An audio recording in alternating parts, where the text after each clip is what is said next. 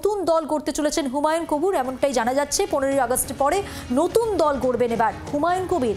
মুর্শিদাবাদ, মালদা সহ একাধিক জেলায় 50টি আসন টার্গেট করে এগোবেন তারা। জি 24 ঘন্টায় জানালেন তৃণমূলের ভরতপুরের বিধায়ক।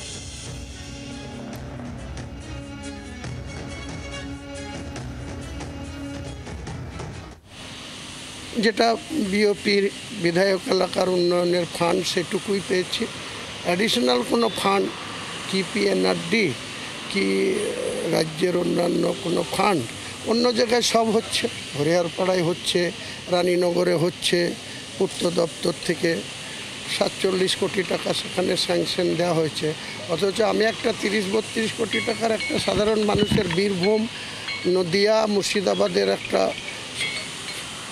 রাস্তার সংযোগ করার জন্য একটা 30 কোটি লাগতো, একটা লোহাদা ঘাটের ব্রিজ। আজ পর্যন্ত সেটা আমাদের কথার কোনো গুরুত্বই নেই। নতুন দল করবেন বলছেন যে ইলেকশনে দাঁড়াবেন, বিধায়ক পদ কি কন্টিনিউ করবেন না সেটা থেকে পদত্যাগ করে দেবেন?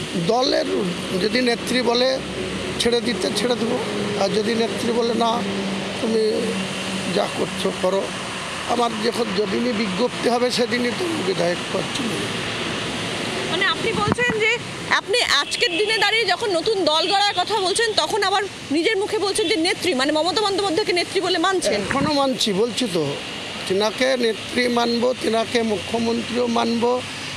ইলেকশনে যদি বিরুদ্ধেও লড়ি তারপরেও আবার এসে নেত্রীর কাছেই পায়ে হাত দিয়ে প্রণাম করার চেষ্টা করব এবং নেত্রীর নীতিবোধকে, তার কর্মযোগ্যকে সমর্থন করব। কিন্তু আপনি ভোটে যখন লড়বেন, ভোটে যদি ক্যান্ডিডেট দেন তাহলে তো সেই নেত্রীর দলেরই ভোট কিছুটা আপনি কাটবেন।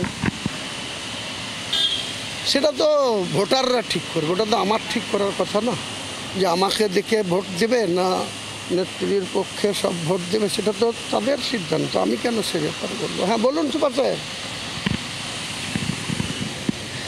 হুমায়ুন কবিরের বক্তব্য আপনাদের শোনালাম।